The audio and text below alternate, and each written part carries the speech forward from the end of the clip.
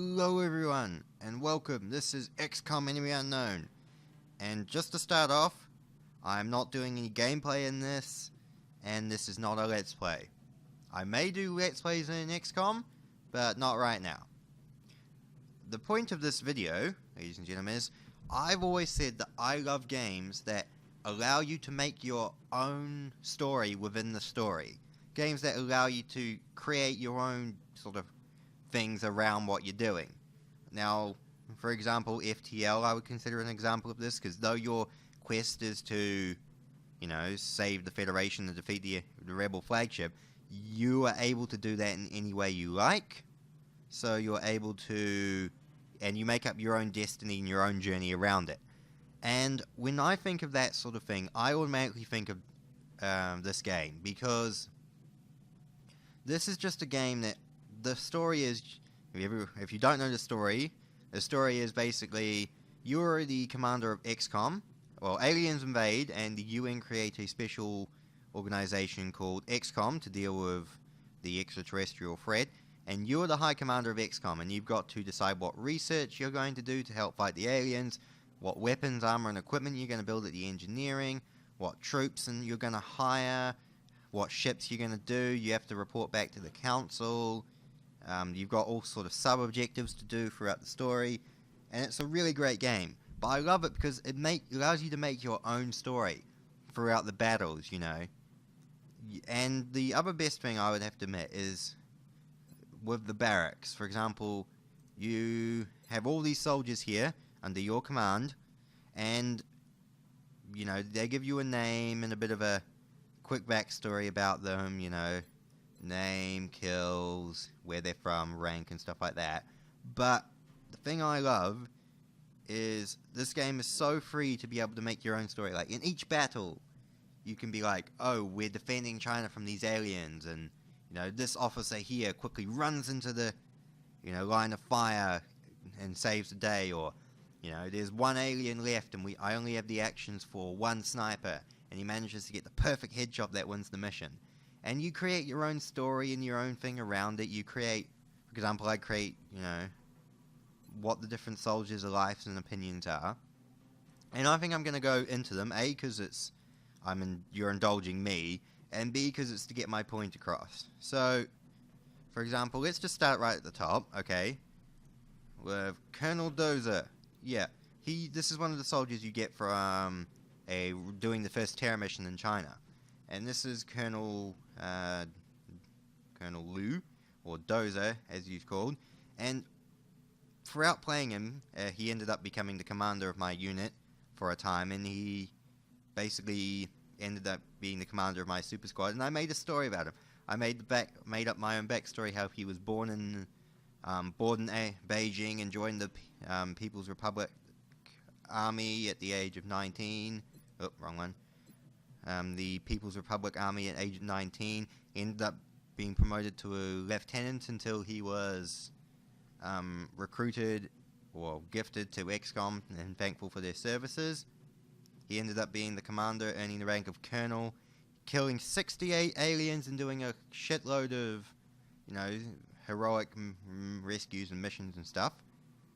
It was just, that's the thing about this game. You make your own story. You make your own thing about the characters. And what's cool about, well, not what's cool, it's kind of sad for Dozer, is how he was the commander of my unit for such a long time, and then he ended up being killed. And he died for one turn. But my medic managed to bring him back to life. But when he was brought back to life, he had no morale left. His morale was just all gone. See, his will is only at 40. And he was missing shots, he was running from aliens, and I ended up having to, take him off frontline service and put him behind an office desk in my head, because he was suffered post-traumatic stress and was mentally scarred from the experience.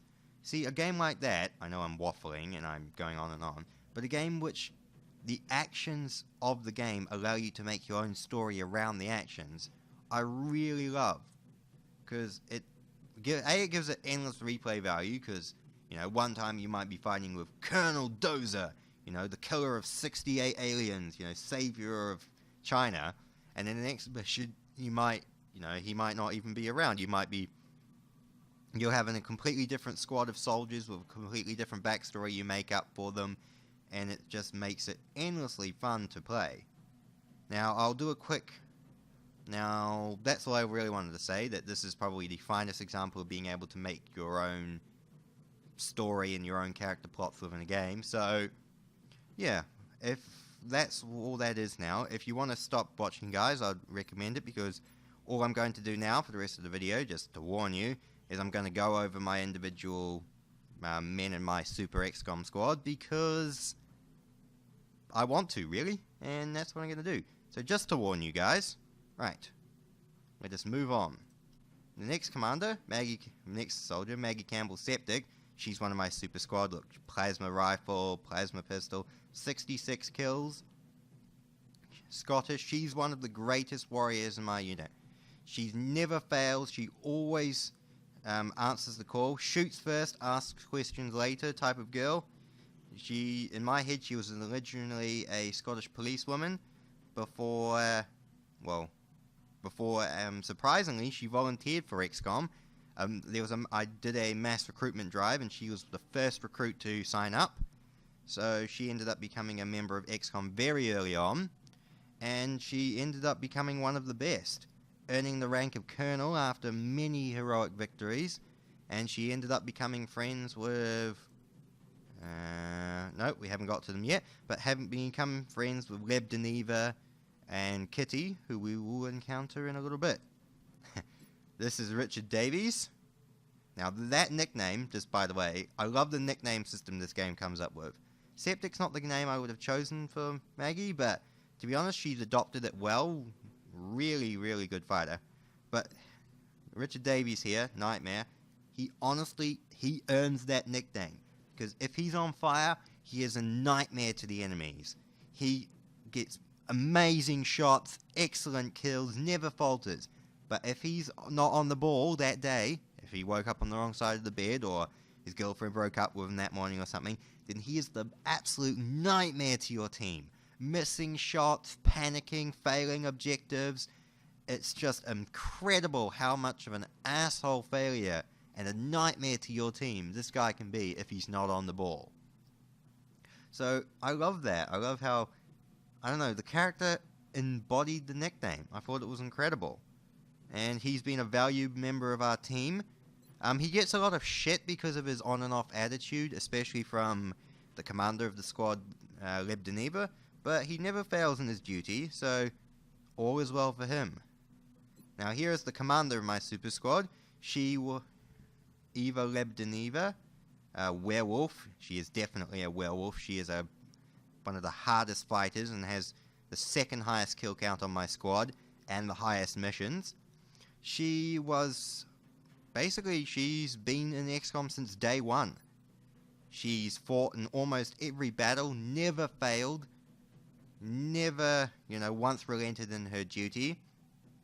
She's always Major Leb Deneva to me, because she became a major and became Colonel Lou or Dozer's second in command for a long time, until he had his breakdown in which she was promoted to Colonel and made the full commander of the unit. And ever since then, she has been an incredible commander, never once failing. She is also a latent psyker, as it turned out later in the thing, and she has a lot of complementary psychic abilities. While she herself is very much a soldier first, psyker second, her psychic abilities really complement the squad, and her telekinetic field has saved so many lives in her squad for so many different times in so many different places.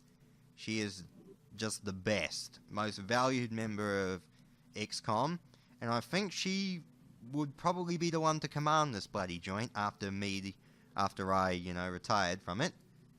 Next one, she's just a stand-in, Helen Hill. Missions 12, I keep her as a support in case the other support, Kitty, goes out of action. She's done enough to earn her rank as a major, but she's not a staple member of the super squad. Nothing wrong with her, average sort of kills, average willpower, but she's never done anything to stand her out amongst the crowd, but she's never done anything wrong that puts her behind. So a decent soldier overall. The same with him, he is another stand-in just for recruitment reasons. Never used her. I don't know how she's a rank of major though. I mean, I've never put her on any missions. Oh yeah, she's another stand-in. She stands in for Davies. If he's having a run of nightmarish bad luck, I usually stand her in his place. She served on 6 missions, which shows how many times that he's fucked up enough. Well, Nightmare is fucked up enough for me to warrant getting rid of him for a couple of times while he gets his shit together. So she's a decent commander and a good soldier. She's more of a static sniper than Davies is, but, you know, to each their own. Never served with him. She was wanted during the last massive recruitment drive I did during the battle while I was attempting to figure out who in my squad had, well, who in my force had psychic abilities. She was a recruit from Australia. She serves whenever it's just a minor mop-up mission where I don't need all of my super squad together. She's pretty decent commander. Well, not commander, she's a pretty decent soldier. She always goes around with a jetpack, outmaneuvering, using suppressive fire. A loyal and decent soldier to all. I'm actually trying to find, and I might end up having to look down here because I think they're wounded. Ah, here we go. The 3 best of my soldiers. The last 3 of my super squad. Also, why is it defaulted him to having no armor when he's supposed to have a alloy cannon and titan armor? You should have titan armor. And you should have that alloy cannon. And you should have a plasma pistol. Don't get that. I don't understand why they take the weapons and armor off them when you go into wounded situations. But this is Psycho Igor Malakarov. He basically lives up to his name. He has the 2nd highest kills after Lev Deniva. He basically goes batshit nuts, killing aliens left and right. Just a real tank of a soldier. I like to think of him as ex-Russian Spetsnaz. In my backstory for him, he's ex-Russian Spetsnaz. And supposedly he was an intelligence officer for the Spetsnaz. So he sort of does live up to his nickname. However, he's never once failed XCOM, been a loyal and dedicated soldier, and kicks ass. He just slaughters so many units it isn't funny. So that is Psycho. Next one is one of my favorites. Colonel, you need Titan armor as well, dear. You need your plasma rifle back. You need your plasma pistol. You need your med kits. And you need your nanofiber vest. There you go, Kitty. Now Sofia Novakova, or Kitty, she is our Super Squad's medic. And she is just adorable. Seriously, should probably replace a nanofiber vest with chitin plating, actually. It's more useful. But she is the unit medic. I know she has quite high kill count, because she served quite a long time. But she's funny. Little kitty. She's the best medic, the best sprinter ever. She has never once let a soldier die on her watch. Always loyal, always dedicated, never once failing.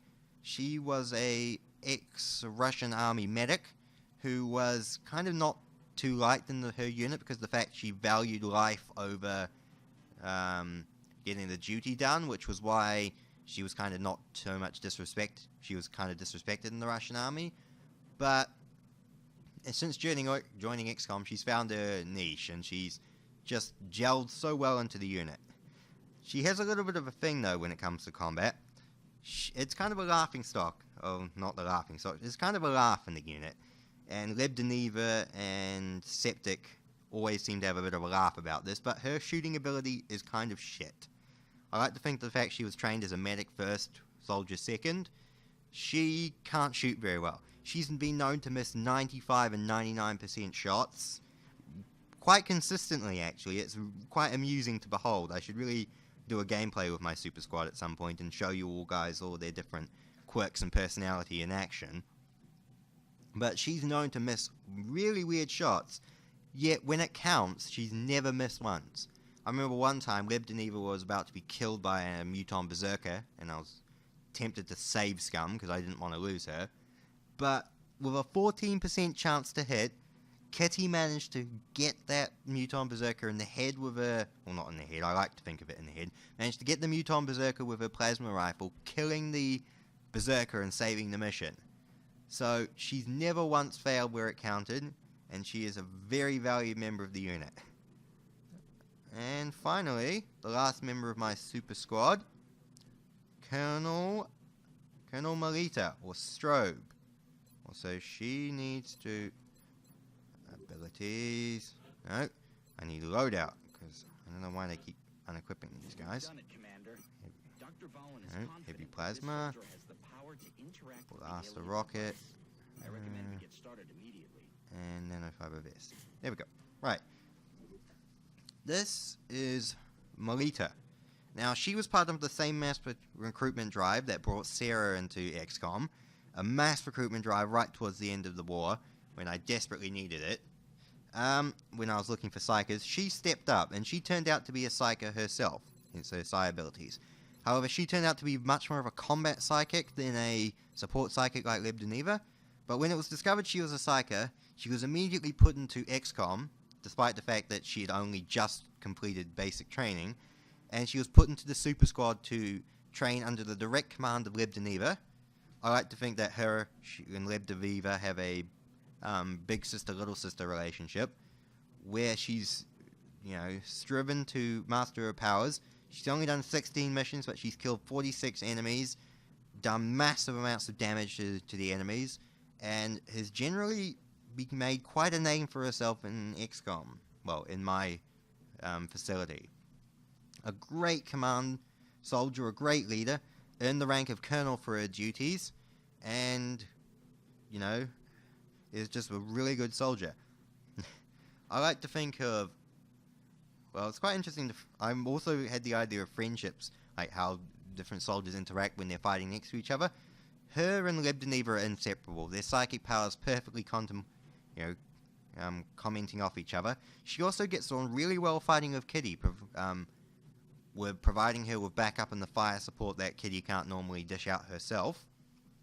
She doesn't get on too well with Davies, though. I've noticed when I've put her back alongside Davies as fire support, those two just don't seem to get along very well. It's quite amusing, actually, but I like to think of it as actually, them not getting along because of personal relationships, so it's probably just the game. But then again, this game allows you to make your own story, so I've made my own story. But yeah, that's all of my amazing Super Squad. Oh yeah, spoilers for the end of the game, guys, because this is just before I go on to the final mission. But it was really touching at the end of the game. It was, in the end cutscene, it was Melita, Septic, and Leb Deneva were all in the alien command ship together. They were, I think, Leb Deneva was the one that killed the last Ethereal, and then the cutscene happened, and it was Melita, Septic, and Leb Deneva when Melita sacrificed herself to destroy the alien spaceship. And I felt really touched about that. And especially the way that the Leb Deneva and Septic gave her a look just before she slammed the door and, teleported them off the ship. But I like to dedicate the human race to her, because she did such a good job. And her and Leb Deneva were so close together, as they were both psychers, and they both complemented off each other's skills. But yeah, I totally recommend picking up XCOM. A, because this is a great bloody game, and you should totally pick it up. I mean, turn-based strategy and I never really got on until this game, and which I absolutely love. So, highly recommend it. And I also recommend it for its great storytelling. The campaign, like the main story of the game itself, is brilliant, and then with its just natural ability to make its own story around the story, it's just perfect, It has such a lot of investment hours in this. I think I probably played, I know it doesn't seem a lot in the terms of gaming thing, but to me it is. I played about 72 hours in this game, and that may not seem a lot, but to me, who only plays gaming sessions maybe 2-3 hours max, it is massive amount of investment for me, and just shows how good it is. So yeah, thank you very much for indulging me, and while I showed you around my favorite XCOM save, and showed off all my favorite characters. If you stuck through this, then please let me know in the comments below, because you're a braver man than I, Gunga Din, and I thank you. I truly do. Oh yeah, before I go, I suppose I should show you. Argentina, Brazil, France, and China backed out on me. Assholes. Seriously. China backed out because France was the first to back out, cheese-eating surrender monkeys. And then Argentina just lost because I didn't have enough resources at the time to help them out. And China backed out at the last minute because I chose to save Britain over saving China. That made sense to me. So yeah, thank you very much for watching, guys. If you enjoyed this, then awesome, thank you very much. And I guess I'll see you all again another time.